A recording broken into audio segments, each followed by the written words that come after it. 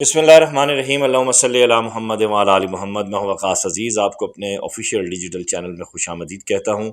पाकिस्तान तहरीक इंसाफ का सवाबी में power show या जिरगा या जलसा। अभी चंद लम्हे कबल में अली अमीन गंडापुर का खिताब सुनने के बाद और इमरान खान ने जेल से कौन सी फाइनल कॉल दी है वो सुनने के बाद और इस जलसे में पीटीआई के रहनुमाओं की बॉडी लैंग्वेज और उनके कारकुनान की बॉडी लैंग्वेज को देखने के बाद आपकी खिदमत में हाजिर हुआ हूँ और इस बात को मज़ीद पुरयकीन बनाने के लिए कि वाक़अतन इमरान खान की अदम मौजूदगी के बाद किस शख्स ने एक अवाम में, मैसेज में, पीटीआई के फॉलोअर्स में, पीटीआई के चाहने वालों में, वोटर्स में, सपोर्टर्स में अपनी मौजूदगी का एहसास दिलाया था और उसके अंदर वाकई कायदाना सलाहियतें मौजूद हैं और जो एक लीडरशिप क्वालिटी होती है वही किसी भी सियासी जमात का असासा होती है। और पाकिस्तान तहरीक इंसाफ में इमरान खान के बाद वो शख्सियत कौन सी थी जिसकी आज कमी मुझे स्क्रीन पर बहुत देर तक महसूस होती रही, ये आगे चलकर मैं आपको बताऊंगा। और उसके साथ साथ नवंबर पाकिस्तान तहरीक इंसाफ की सियासत के लिए कितना अहम है और क्या इमरान खान वाक़अतन बाहर आ रहे हैं। ट्रंप ने अपना पहला इंटरव्यू दिया है, उसमें उन्होंने इमरान खान का कोई जिक्र क्यों नहीं किया, तो क्या ऐसा तो नहीं होने जा रहा कि बुरा किया तेरे वादे पे एतबार किया। पाकिस्तानी जो अमेरिका में मौजूद हैं उन्होंने इस वादे पर यकीन करते हुए ट्रंप को वोट दिया था कि वो इमरान खान की रिहाई के लिए कोशिशें करेंगे। बहुत सी बातें हैं, बहुत सी चीज़ें हैं। सो उससे पहले आपसे गुजारिश करूंगा कि मेरे चैनल को सब्सक्राइब करें, लाइक करें, ज़्यादा से ज़्यादा शेयर करें। आते हैं आज के जलसे की जानिब।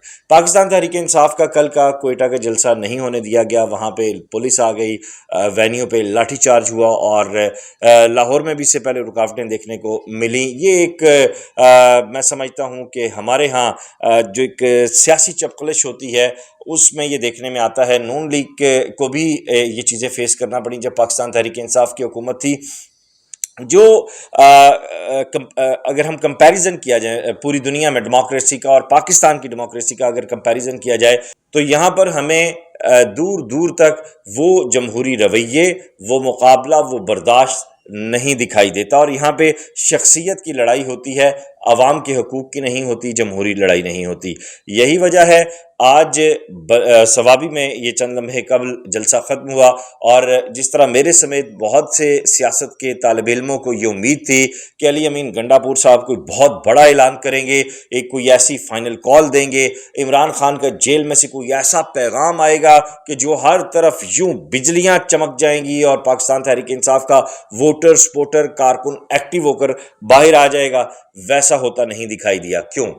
मैं सलमान अकरम राजा की बात तो बाद में करूंगा, लेकिन मैं पहले बात करूंगा अली अमीन गंडापुर की। मैंने अपने गुज़िश्ता व्लॉग्स में भी कहा कि अली अमीन गंडापुर एक खलंडरा सा शख्स जिसके अंदर से उसका लड़कपन, उसकी फ्लड लाइफ उसकी अभी तक बिल्कुल नहीं निकली और वो हर वक्त अटेंशन सीकर होता है। और एक मैं समझता हूँ कि मैंने बड़े बड़े मतलब नवाबजादा नसरुल्लाह खान साहब को ले लें, वो टेंशन सीकर नहीं थे।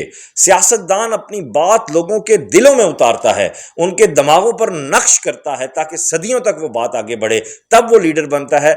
यही वजह है कि पाकिस्तान तहरीक इंसाफ की जो जमहूरी और जो मज़ाहमती सियासत है, जो मज़ाहमती रवैये हैं, वो दम तोड़ रहे हैं। अली अमीन गंडापुर इससे पहले लोगों को बुला कर लेकर आए और एक अजीबो गरीब तरीके से वो गायब हुए।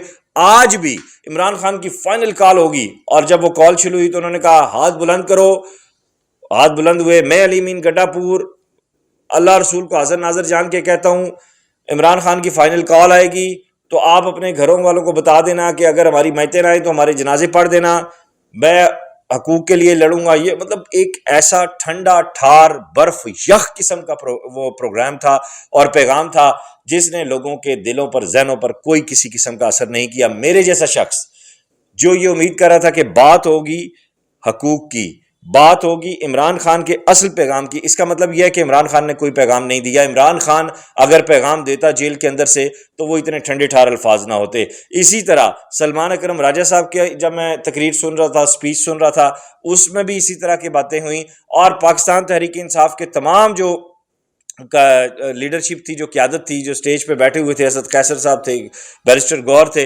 अच्छा, अब इय्याका नअबुदु व इय्याका नस्तईन के बाद इन सब की एक बॉडी लैंग्वेज बन गई है। वो जी इमरान खान से हम जेल में मिले तो क्यों, इस सब के ऊपर भी अवाम का कोई, आपको मॉब का, नीचे जलसे में बैठे हुए जो लोग हैं उनका कोई रिस्पॉन्स नहीं आता, कोई नारा नहीं लगता। ٹھیک ہے، کسی قسم کی کوئی کلیپ نہیں ہوتی، کوئی شور نہیں اٹھتا، آپ کی بات کی تصدیق نہیں ہوتی، تائید نہیں ہوتی، عوام کا شور، عوام کا رد عمل آپ کی بات کی تائید اور اس کی سچائی کو مزید پرتاثیر بنا رہی ہوتی ہے۔ اب میں اس شخص کی جانب آتا ہوں، اگر وہ شخص یہاں پہ اس جلسے میں ہوتا اور پھر موب بھی پختون بیلٹ کا تھا اور موب بھی وہ، عوام بھی وہ، جو پی ٹی آئی کی وہاں پہ اپنی حکومت ہے، تو پھر یہ کیسے ممکن تھا کہ شیر افضل مروت سٹیج پہ آتا اور وہ عمران خان کا پیغام چاہے جو بھی ہوتا وہ اس کو اپنے سٹائل میں جب پریزنٹ کرتا، تو یہی میں دیکھتا کہ لوگ کیسے جو ہے وہ باہر نہ آتے، میں یہی دیکھتا کہ رسپانس کیسے آگے نہ جاتا، میں دیکھتا کہ یہی علی مین گنڈا پور کی بجائے شیر افضل مروت ان پچھلے 2 دھرنوں کو اگر یا جو احتجاج کیے گئے ان کو لیڈ کر رہا ہوتا تو کیسے عوام کا سیلاب نہ رکتا۔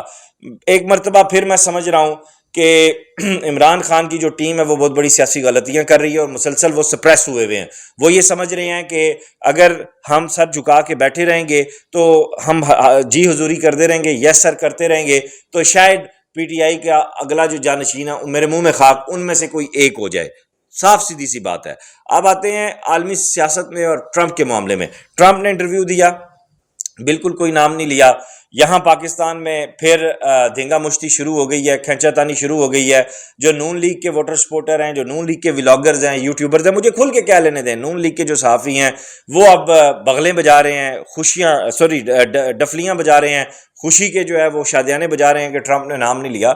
سوال یہ پیدا ہوتا ہے کہ ٹرمپ کو کیا ضرورت ہے نام لینے کی؟ پچھلے 1 ہفتے میں پاکستانی حکومت کو کیسے کیسے فون نہیں آئے، آپ تصدیق کرا لیجئے خود۔ آئندہ آنے والے دنوں میں کون کون سی اہم شخصیت عالمی منظرنامے سے فون نہیں کر رہی؟ آپ میں سے کیا کسی کو پتا ہے کہ پاکستان نے 27 انٹرنیشنل انسانی حقوق کے جو چارٹر ہیں ان کو سائن کیا ہوا ہے، اور ان کی روشنی میں پاکستان انسانی حقوق کی خلاف ورزی کے خلاف اگر جائے گا تو پھر IMF نہیں، پھر بہت کچھ ہوگا۔